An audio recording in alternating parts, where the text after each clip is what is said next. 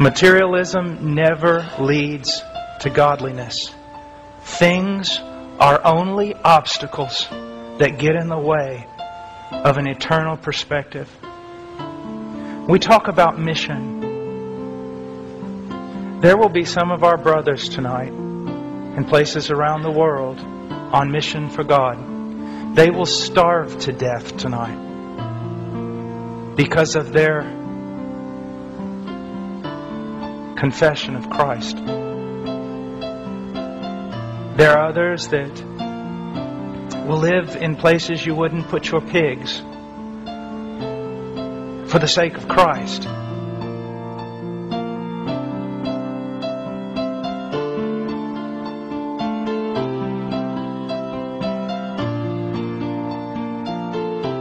Let me ask you something.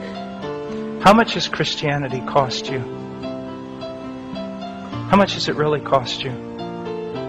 How much have you had to suffer for the sake of Christ? How much have you lost for Him?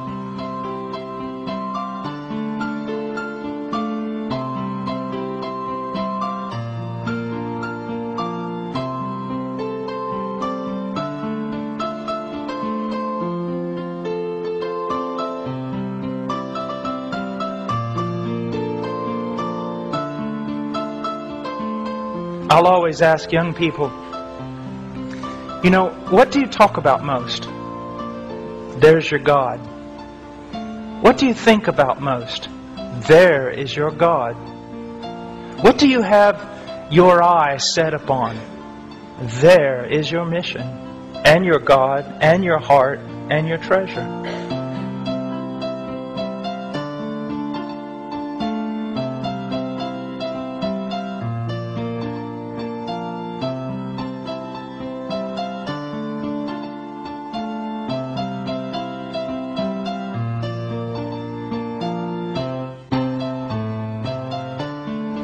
What consumes you?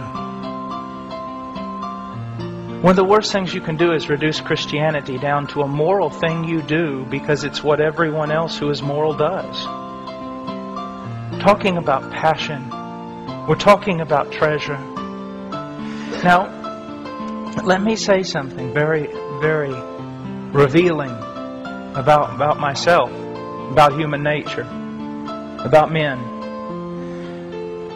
When I was in Peru serving the Lord, it was during a terrible war.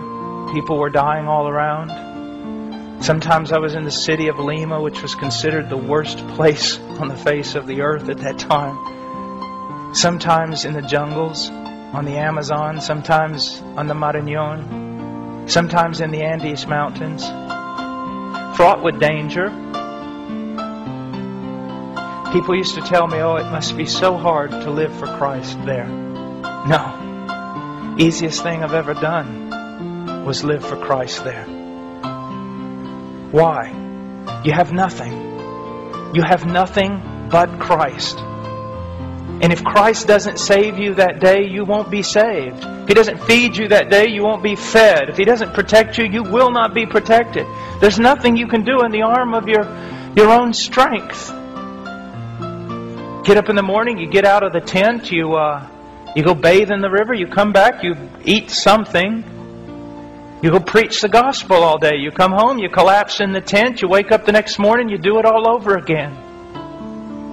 No cars, no homes, no keeping up with the Joneses, no designer clothes, no malls, no anything. Just Christ. And it was so easy to live for Him. It was so easy. It took almost no effort. Because there was nothing competing with Him.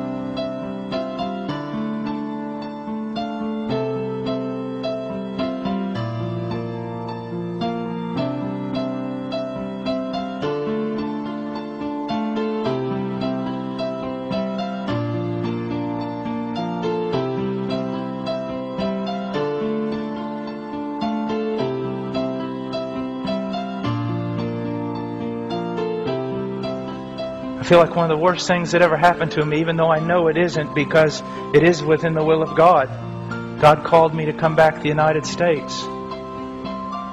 Oh, it was hard. It was horrible. It still is.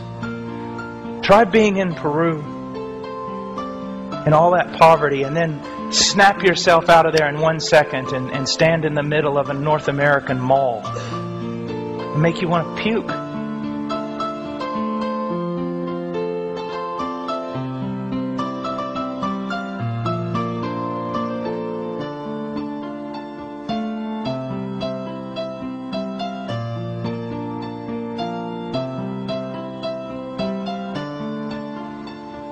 Look around at everything that glitters and shines.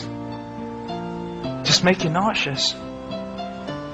It is not hard to live for Christ in Peru. It's hard to live for Christ in the United States of America. Such a battle. And to be honest with you folks, we're losing it. We're losing it.